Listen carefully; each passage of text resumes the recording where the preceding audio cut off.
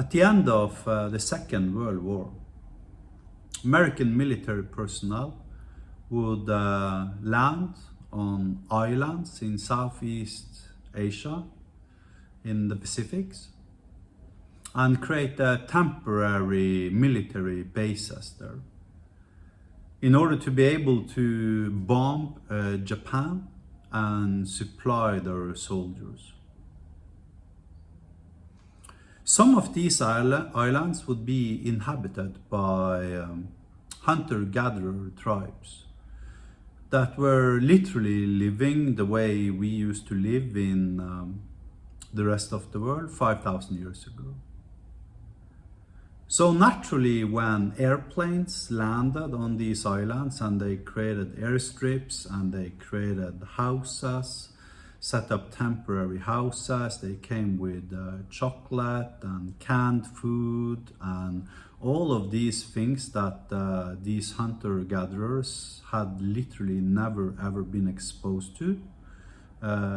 They would become amazed by the things they saw. So the hunter-gatherer tribes became obsessed with the things that these soldiers would bring to their island. Then when the war was over, the Americans left home and nobody thought about it for another 50 years. 50 years later, we went back to study these tribes, and to the scientists' surprise, a cult-like phenomena had actually been inspired by these events at the end of World War II.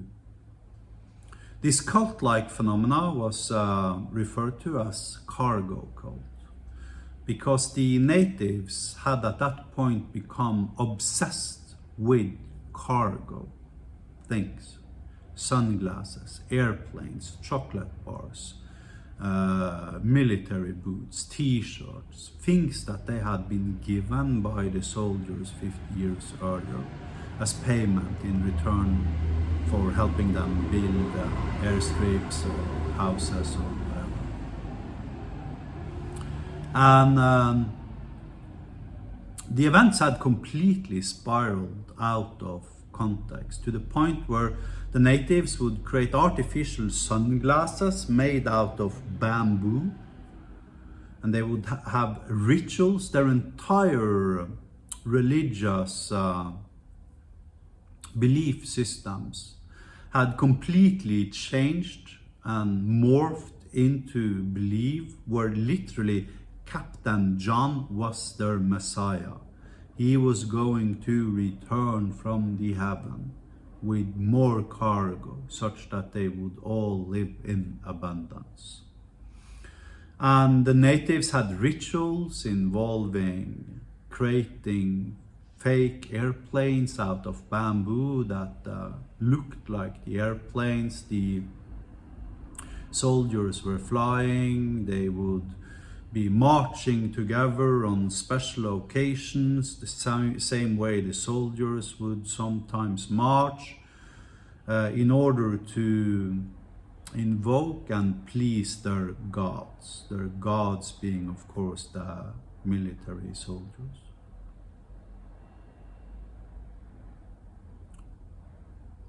I just described software development.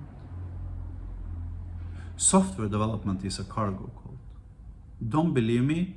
Ask yourself what you did the last time you entered a project, medium to large sized software development project.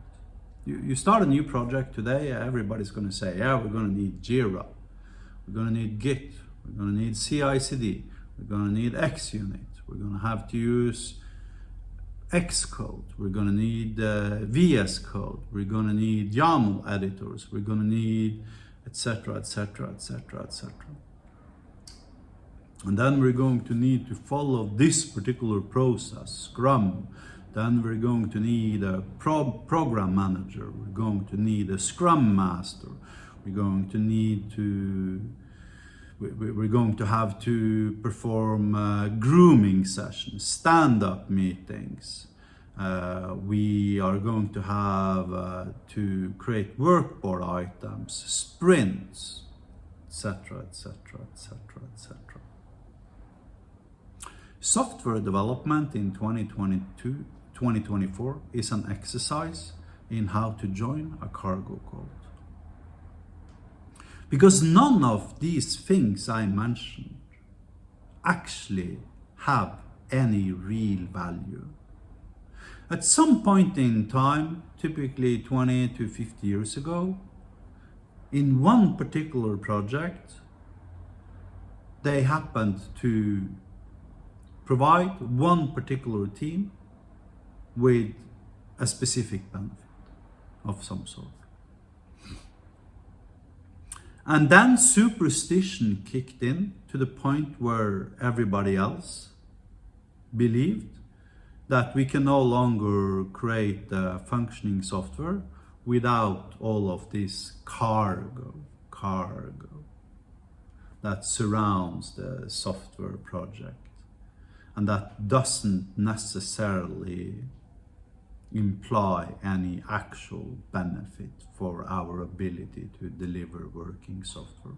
And quite the contrary, it actually prohibits us from delivering working software, because it adds so much cognitive noise to the project infrastructure as a whole that it becomes significantly much more complex to move the project forward and actually deliver working software. Software development is a cargo cult.